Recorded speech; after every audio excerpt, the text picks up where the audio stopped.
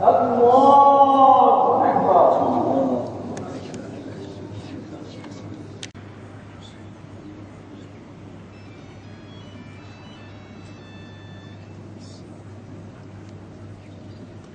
Allahu Ekber.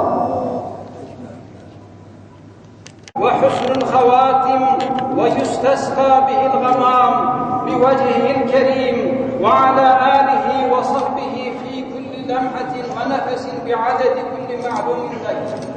اللهم اغفر للمؤمنين والمؤمنات والمسلمين والمسلمات الأحياء منهم والأموات. اللهم يا مفتح خير الباب، اللهم يا مفتح الأبواب افتح لنا خير الباب. Ya İlahel Alemin, Ramazan ayının gölgesini üzerimizde tamamıyla hissettiğimiz şu saatte, Ya Rabbi sen asra yemin ediyorsun.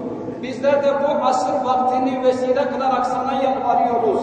Ya Rabbi, özellikle Mısır'da şu anda kanı dökülen kardeşlerimizin, dünyanın dört bir yanında kanı dökülen kardeşlerimizin bir an önce o sıkıntıdan kurtulmalarına vesile ol Ya Rabbi.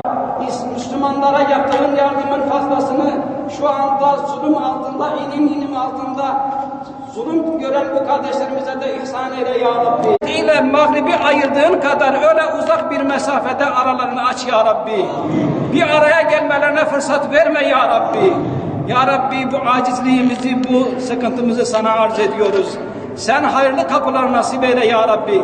İslam'a ve Müslümanlara dayanışmayı, İslam kardeşlik ruhunu nasip eyle Ya Rabbi. Orada imkanları elinden alınan o kardeşlerimize daha güçlü bir şekilde, daha güçlü bir ortamda Ya Rabbi geniş imkanlar nasip eyle Ya Rabbi. Subhane Rabbike Rabbil İzzeti amma yasifun ve selamun alel murselin velhamdülillahi Rabbil alemin. El Fatiha.